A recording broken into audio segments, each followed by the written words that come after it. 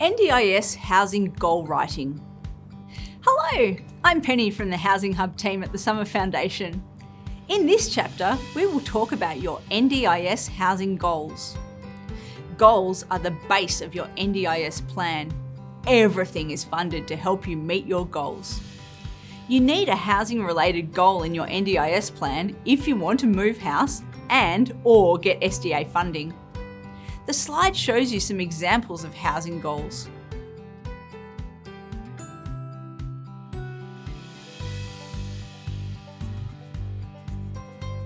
If you already have an NDIS plan, you can ask for a plan review to add a housing goal.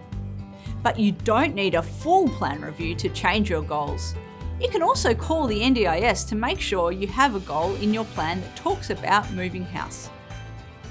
When thinking about housing goals, you need to think about the words you use.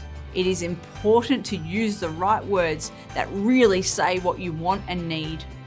We recommend you include goals that talk about moving out of where you currently are and where you want to move to, occupancy, or the number of people you want to live with. Do you want to live on your own, with one other person, or two other people?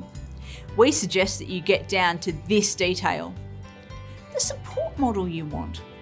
Make sure you express what you need from a support model in your own words. Don't be limited by what you know already exists. Having choice about where you want to live. What is the location? This will help the NDIS to know what you are asking for if it includes this information in your housing goal. This will mean you are more likely to get the funding for what you need. Let's take a moment to look at some examples of housing goals that don't have enough detail. The first example is, I want to live in SDA. This is not specific enough. It means the NDIS could fund any housing type, like an apartment, villa, house, or group home. What type of property do you need? Secondly, I want to live in a home with 24/7 support.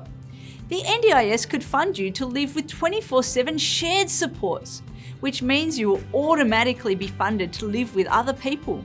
This may not be what you want. If the goal is, I want to live alone in housing where I can easily get around in my wheelchair with the support that I need when I need it, this starts to shape what the NDIS can approve you for. In your workbook, you will see Activity 7 called What Would the Right Home Enable You to Do? This will help you to think about how moving to new housing could change your everyday life.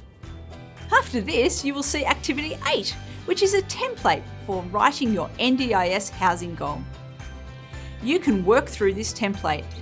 It will give you a good structure and help you to include all the important information. You can use this goal in your NDIS planning meeting. Up next, Lydia will tell you about how the Housing Hub team can help you.